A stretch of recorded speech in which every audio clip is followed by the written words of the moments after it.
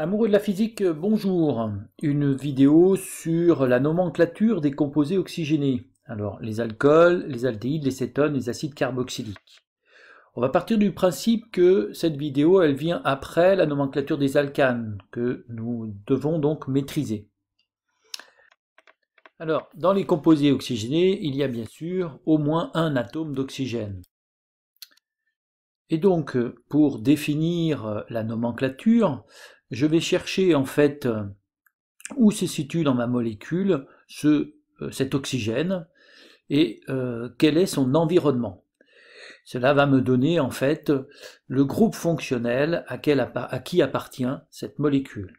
Donc par exemple ici, je vois en fait que l'oxygène est ici sur cette molécule que l'on voit sur une forme ici développée, sur une forme bâton et sphère. Donc voilà, j'ai un groupement OH qui est le groupe fonctionnel. Le groupement OH, c'est un groupe hydroxyle. Le groupe hydroxyle va nous permettre de définir dans quelle famille la molécule se trouve. Et un groupe OH qui est rattaché à un carbone dans une chaîne carbonée, eh bien, ça fait partie de la famille des alcools. Donc ma famille, elle fait partie de la famille des alcools. Donc ensuite, pour définir la nomenclature, eh bien, je dois chercher la chaîne principale, c'est-à-dire la chaîne qui comporte le plus d'atomes de carbone, mais qui passe par le carbone comportant le groupe fonctionnel. C'est obligatoire. Donc, le carbone qui porte le groupe fonctionnel, c'est celui-là. Et donc, je vais chercher à, sans lever le crayon, à avoir en fait la chaîne carbonée la plus grande. Bon, c'est celle-ci, j'aurais pu prendre celle qui monte ici. Donc ici, en fait, ça me fait celle-ci. Voilà. Il y a combien de carbone? Eh bien, en fait, on s'aperçoit qu'il y en a en réalité, donc, voilà, il y en a 1, 2, 3, 4 et 5. On s'aperçoit, enfin c'est pas on s'aperçoit, la règle de nomenclature, c'est le carbone qui porte le groupe fonctionnel doit toujours avoir le numéro le plus petit. Voilà la règle fondamentale sur la nomenclature des composés oxygénés, ce sera vrai aussi pour les autres. Donc ici en fait j'ai combien de carbone sur ma chaîne principale? J'en ai 5, donc dans la famille des alcanes, 5 carbones, c'est le pentane. Ensuite, j'ai donc un oxygène lié à un hydrogène, c'est le groupe hydroxyle, famille des alcools, donc c'est un ol. Et c'est le 1-ol, puisque, bien évidemment, comme on le voit ici, le groupement hydroxyle est porté par le carbone numéro 1, il est en bout de chaîne.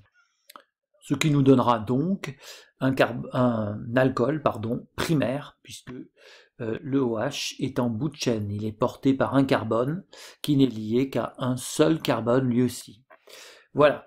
Alors dans ma famille, j'ai du coup le pentanol, dans cette molécule, j'ai le pentanol et ce qu'il me reste à nommer, c'est deux groupements CH3. CH3 c'est un méthyle, j'en ai deux, c'est donc le diméthyle. Le diméthyle qui sont portés sur le carbone numéro 2 et numéro 4, donc ça fera le 2,4-diméthylpentane 1-ol. Voilà. Et je vais continuer avec d'autres groupes fonctionnels comportant un atome d'oxygène. Voilà. Voici donc une nouvelle molécule avec un nouveau groupe fonctionnel. On voit cette fois-ci que l'atome d'oxygène est doublement lié à un atome de carbone. Ce groupe fonctionnel s'appelle le groupe carbonyle. Alors, ce groupe carbonyle, quand on le rencontre dans une molécule, alors on est dans la famille des cétones ou des aldéhydes. Tout dépend où se situe ce groupe carbonyle. La règle est la suivante. Si le groupe carbonyle est en bout de chaîne, alors la molécule fera partie de la famille des aldéhydes. Si par contre elle est au milieu de la chaîne, enfin dans la chaîne, la famille sera des cétones. Alors ici, on n'est pas en bout de chaîne, donc ma molécule fait partie de la famille des cétones. Ensuite, eh bien, je fais pareil que d'habitude, c'est-à-dire je vais aller chercher quelle est la chaîne carbonée la plus grande qui passe par le carbone qui porte le groupe fonctionnel. Donc la voici, par exemple, avec donc 4 carbones. 4 carbones, c'est la famille du butane. Comme je suis dans la famille des cétones, alors ça finira par -on. C'est facile à retenir. Alcool, ça finit par -ol. Cétone, ça finit par -on. Ensuite, c'est pareil. Ce groupement carbonyle, il peut être placé n'importe où dans la chaîne à l'intérieur. Donc, il faut que je lui donne un numéro. Ce numéro sera le plus petit. Donc, je vais numéroter la chaîne carbonée de façon à obtenir le numéro le plus petit. Alors, quand je pars de la droite vers la gauche, j'obtiens un numéro 2. Alors que si j'étais parti dans l'autre sens, je vais la marquer dans l'autre sens, en vert par exemple, j'aurais eu le 1, 2, 3, 4. Donc le plus petit, c'est bien sûr le numéro 2. Donc ce sera le butane 2-on. D'accord? La chaîne carbonée aura cette numérotation. Voilà. Il me reste, comme on le voit, ce groupement CH3 anommé, qui est un méthyle, qui est porté par le carbone numéro 3. Ça fait donc le 3-méthylbutane 2-on. Avec les règles toujours, un tiret entre un chiffre et une lettre, et une virgule entre deux chiffres. Voilà. Voilà pour cette deuxième famille, la famille des cétones. Une autre famille, cette fois-ci, évidemment, on voit cette fois-ci un groupe fonctionnel qui comporte, voilà, un groupe fonctionnel qui comporte cette fois-ci 2 atomes d'oxygène, un doublement lié et un simplement lié. Alors, ce groupe fonctionnel porte le nom de groupe carboxyle. Carboxyle. Il est forcément en bout de chaîne, hein, puisque de toute façon, ça nous fait 3 liaisons. 3 liaisons, c'est forcément en bout de chaîne, hein, 3 liaisons, une ici et 2 là, c'est forcément en bout de chaîne. Ce groupe carboxyle, eh bien, va nous donner comme famille la famille des acides carboxyliques. Donc voici la famille des acides carboxyliques, hein, la famille des acides en chimie organique, donc l'acide carboxylique. Après, eh bien, la règle, c'est toujours pareil, la même.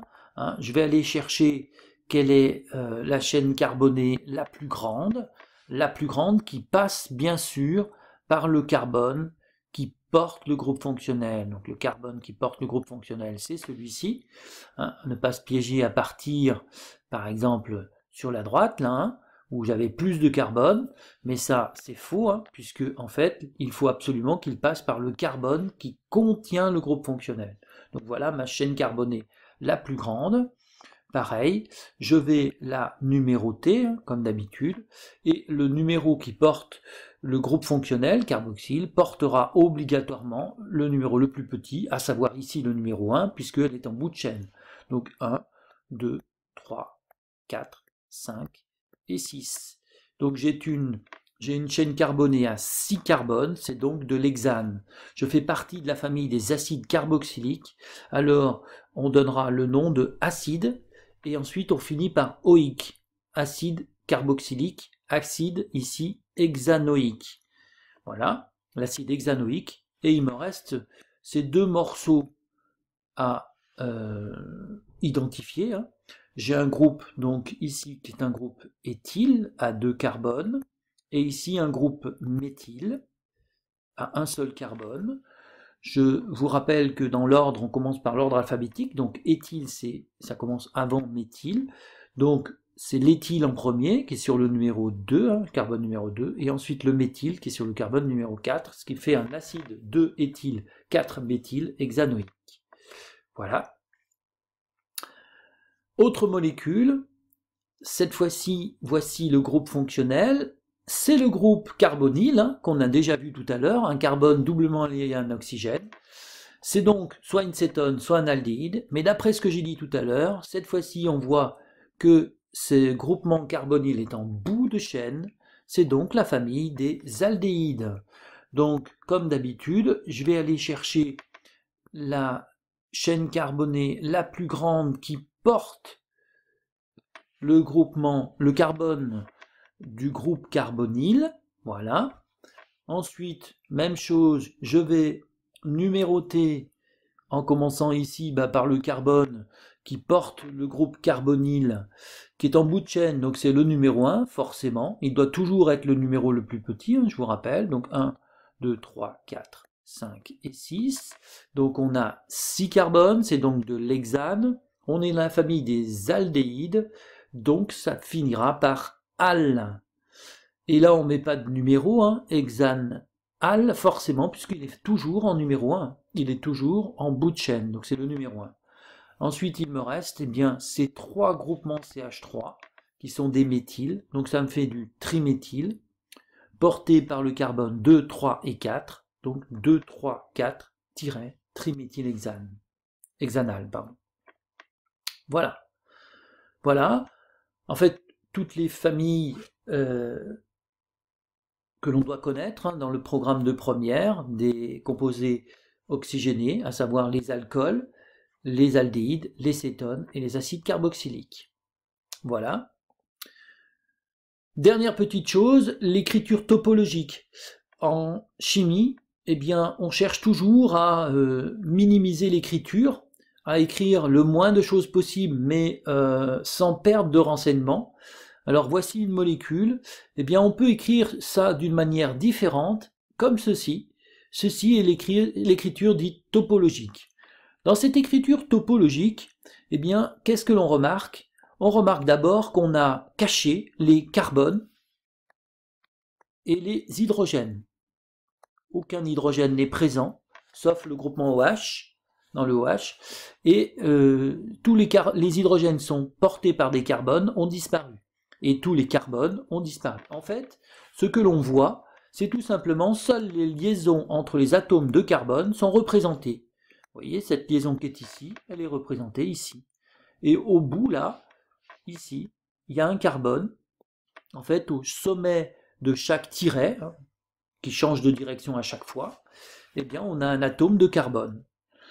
Comme l'atome de carbone est forcément tétraédrique si on est à faire une liaison simple, donc ça veut dire qu'en fait on complète chaque atome de carbone par le nombre d'hydrogènes qui lui manque pour faire 4. Donc par exemple ici, ce carbone qui est ici, eh bien il a déjà une liaison, donc il lui en manque 3, ça voudra dire forcément qu'il a 3 hydrogènes.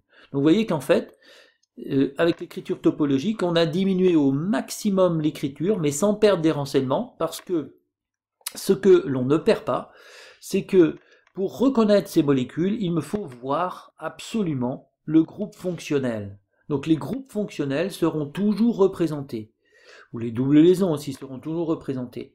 Voilà, donc là j'ai un groupement OH, qui est le groupe fonctionnel hydroxyle. D'accord? Donc je suis dans la famille des alcools.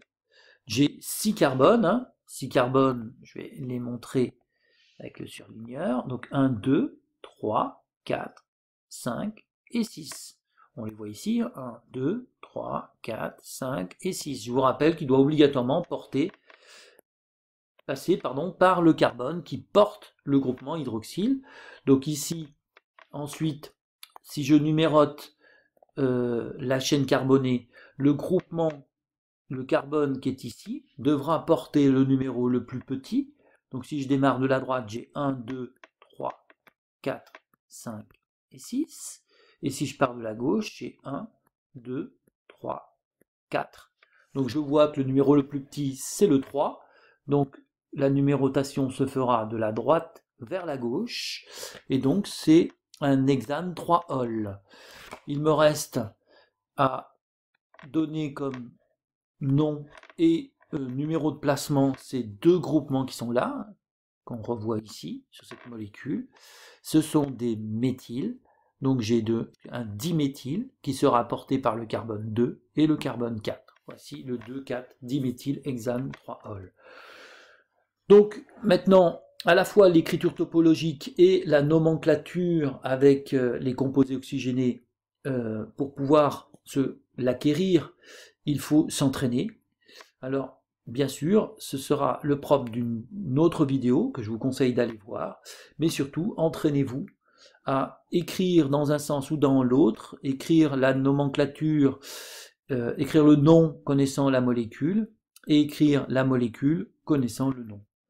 Moi, je vous dis à bientôt pour une nouvelle vidéo. Au revoir.